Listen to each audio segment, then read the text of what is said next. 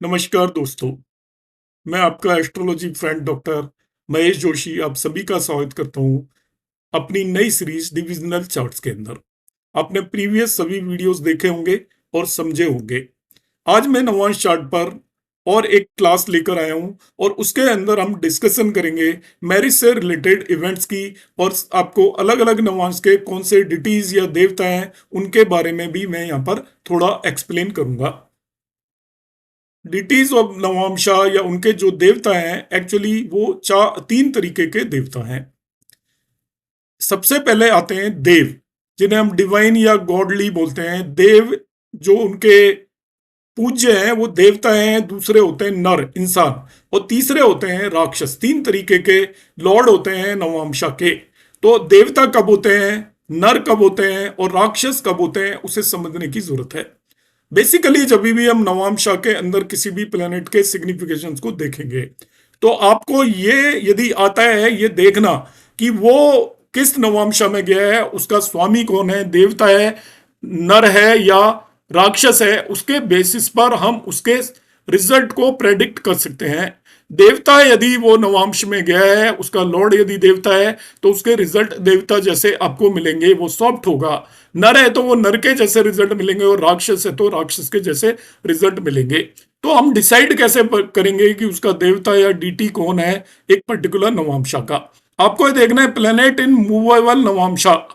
यदि कोई भी प्लेनेट मूवेबल नवांशा का मतलब 1, 4, 7, 10 भाव के अंदर चला जाए D9 चार्ट के अंदर, तो उसका जो नवामशा का जो स्वामी होगा वो देव होगा और इसलिए इट इज ए काम एंड हैव पायस नेचर। वो बहुत शांत होगा। तो जब भी आपके नवांश कुंडली के अंदर चर राशियों के अंदर कोई भी प्लेनेट जाता है तो उसका जो डीटी है वो देवता होगा और इसलिए वो पर्टिकुलर प्लेनेट जो होगा बहुत शांत होगा और वो आपकी अच्छी नेचर का होगा। जब भी कोई भी प्लेनेट आपके 1, 4, 7 और 10 राशि के अंदर नवांश चार्ट के अंदर जाए।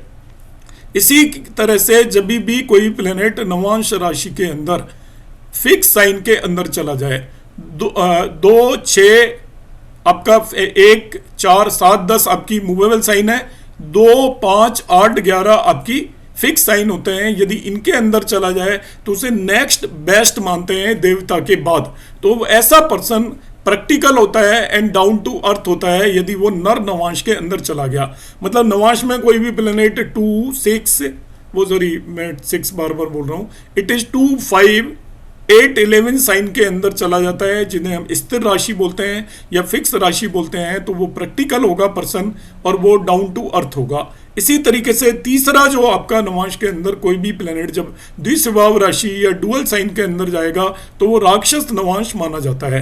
तो ऐसा पर्सन समटाइम बड़ा रैश और वायलेंट हो सकता है। तो कोई भी प्लेनेट यदि नवांश में ऐसी जगह पर गया तो आप उस प्लेनेट को भी ये मानकर चलेंगे कि वो आपका वायलेंट हो सकता है प्लेनेट, मतलब एक्सट्रीम लेवल के आपको रिजल्ट देगा जो भी रिजल्ट उसने देने हैं। The most common use of navamsha is to assess the strength of a planet. Generally, a well-placed planet and in status in Navash chart is considered strong and gives auspicious result। तो मैंने यहाँ पर बताया कि जब भी नवांश के अंदर कोई भी प्लेनेट किन राशियों में जाकर बैठा है उसके बेसिस पर उनके डीटीज या देवताओं को तीन तरीके से हमने डिफाइन किया गया है। नवांश को तीन तरीके के भागों में डिफाइन किया है। एक देव नवांश है, एक नर नवांश है और तीसरा राक्षस नवांश है। कोई भी प्लेनेट यदि मूवेबल साइन में जाता है तो उसको हम देव नवांश बोलते हैं, वो सॉफ्ट और काम होता है। कोई भी प्लेनेट यदि स्थिर राशियों के अंदर चला जाता है नवांश में तो उसको हम नर नवांश बोलते हैं। ऐसा पर्सन प्रैक्टिकल या वो प्लेनेट को हम बोलेंगे प्रैक्टिकल और डाउन टू अर्थ होगा।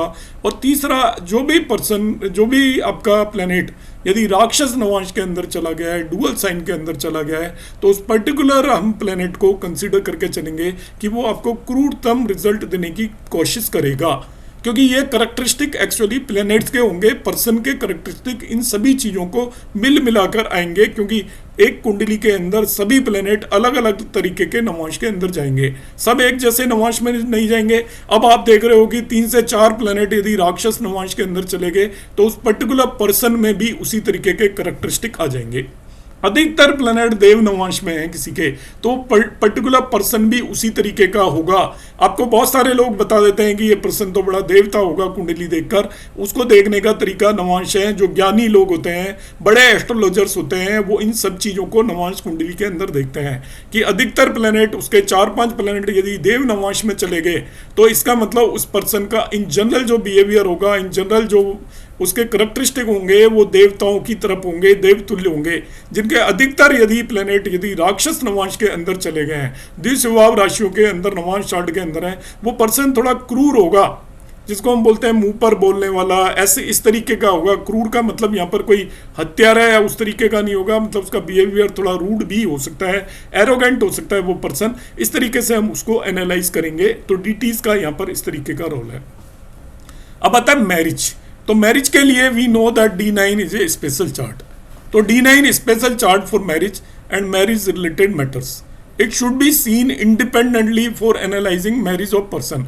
जब आप किसी भी पर्सन की मैरिज को देख रहे हैं तो आप D1 चार्ट को अलग उठाकर रख सकते हैं और केवल D9 चार्ट के बेस पर उसकी मैरिज के सभी सिग्निफिकेशंस को आप प्रेडिक्ट कर सकते हो कि मैरिड लाइफ कैसे होगी, कब मैरिज होगी, उसकी मैरिज में क्या सुख होगा, क्या एफर्ट होंगे, एवरीथिंग हम वहाँ पर डिस्कस कर सकते हैं।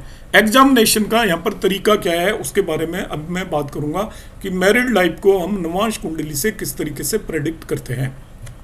एग्जामिनेशन में सबसे पहले हम देखेंगे उसकी लग्न। ए स्ट्रॉन्ग लग्न एंड लग्न लॉर्ड गिव्स मैरिज। जिसकी लग्न D9 की स्ट्रॉन्ग होगी और लग्न लॉर्ड स्ट्रॉन्ग होगा तो उसकी सर्टेनली मैरिज होगी, क्योंकि जिस किसी डिविजनल चार्ट की लग्न या लग्न और लग्न लॉर्ड दोनों स्ट्रॉन्ग हो जाएं तो उस पर्टिकुलर पर्सन को उस डिविजनल चार्ट से रिलेटेड रिजल्ट बहुत कंफर्टेबली मिलते हैं। ये कॉमन रूल है।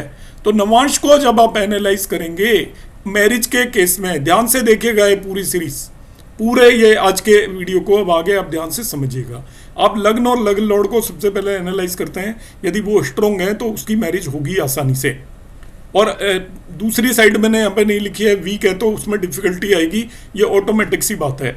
Second one, wealth and speech in marriage.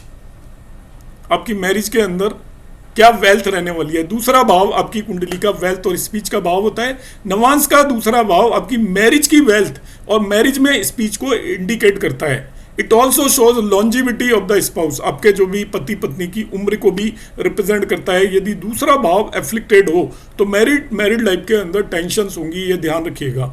Second house wealth and speech को इंडिकेट करता है। सेकंड भाव अच्छा है यदि आपकी नवांश कुंडली का, तो आपको मैरिज के अंदर वेल्थ होगी, स्पीच अच्छी होगी। सेकंड भाव खराब है तो दोनों एक दूसरे से हॉट आर्ग्यूमेंट करेंगे। सेकंड भाव एफ्लिक्टेड है तो मैरिड लाइफ के अंदर भाषा और स्पीच की भी हिंसा होगी, वायलेंट स्पीच होगी।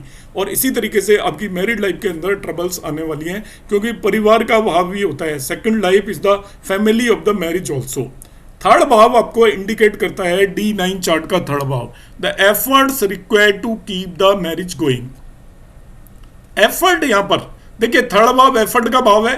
अब नवांश का थर्ड भाव मैरिज में एफर्ट को इंडिकेट करेगा।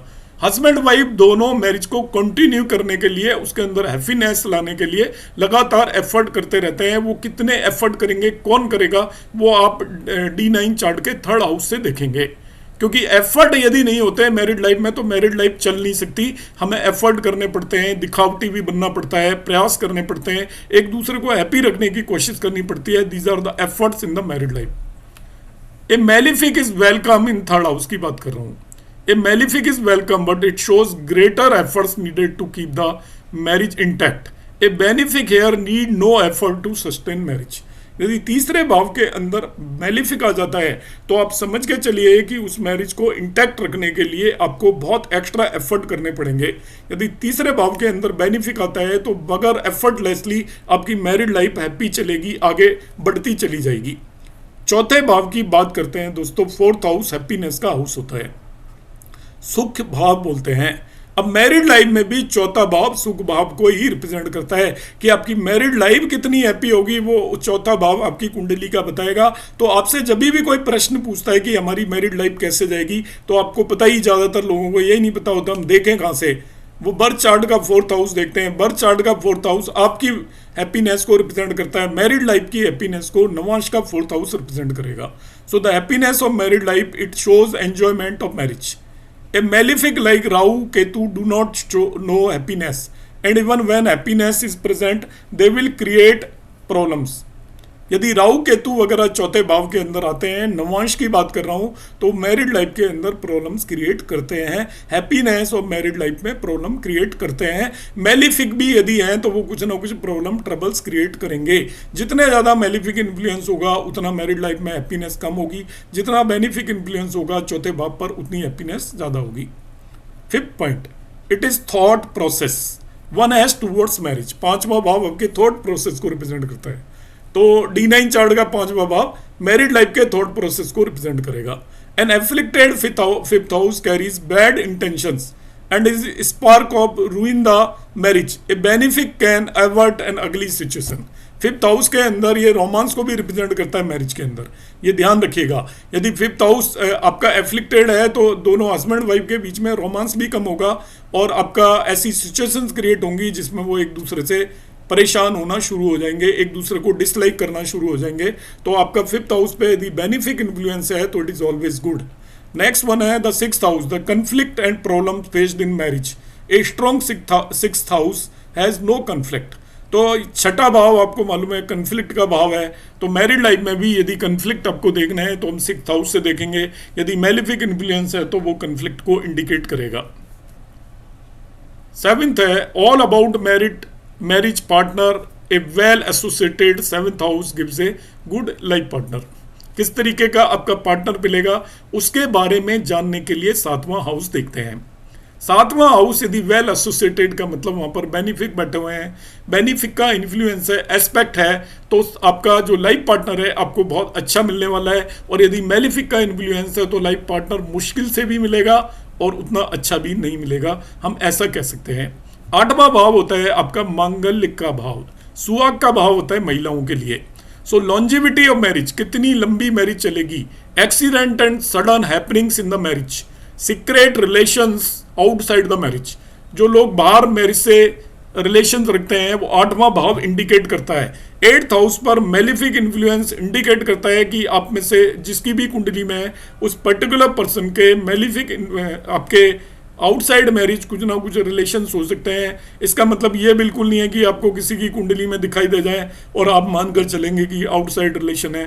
उसके कई रीजन हो सकते हैं, वो लॉन्जिविटी को भी अफेक्ट कर सकता है। 8th हाउस एफ्लिक्टेड है।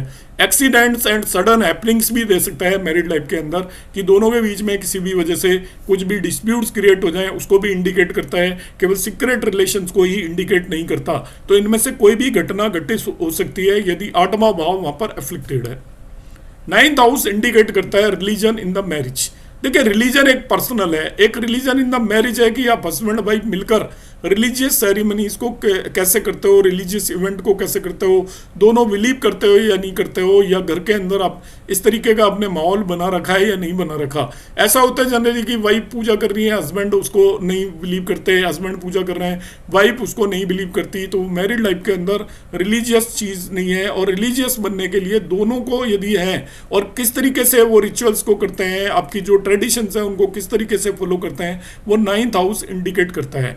इफ स्पॉइल्ड बाय त्रिक लॉर्ड, यदि 9वें भाव के अंदर 6-8-12 के स्वामी आ जाएं, takes away the very essence of trust of marriage. तो यहाँ पर यदि 6-8-12 के स्वामी आ जाएं तो ट्रस्ट डेफिशिएंसी भी क्रिएट कर देते हैं, दोनों के बीच में विश्वास की भी कमी क्रिएट हो जाती है यदि 9th हाउस एफ्लिक्टेड हो बाई 6th 12th लॉर्ड।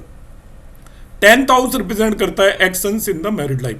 तो मैरिड लाइफ से रिलेटेड एक्शंस को इंडिकेट करता है कि मैरिड लाइफ से रिलेटेड क्या एक्शंस हम कर रहे हैं। एक्शंस का मतलब जो मैरिज से रिलेटेड कर्माज हैं उनको रिप्रेजेंट करता है। तो मैरिज से रिलेटेड कर्माज में सभी तरीके के कर्म आ जाते हैं कि जब हमारी शादी होती है किसी की भी, तो वो शादी के बाद उस इंसान की लाइफ बदल जाती है। और मैरिज से रिलेटेड जितने भी काम हैं कि घर में स्पाउस है तो वो दूसरे के लिए एक जना खाना बनाएगा, एक जना कमाने के लिए जाएगा। तो मैरिड लाइफ के लिए जो हम काम कर रहे हैं वो हम अकेले हैं तभी भी कमाते हैं, मगर मैरिड लाइफ में हमारे ऊपर एक एक्स्ट्रा रेस्पॉन्सिबिलिटी आती है। तो उससे रिलेटेड जो भी कर्मास हैं मैरिज से रिलेटेड वो हम 10th हाउस से देखते हैं।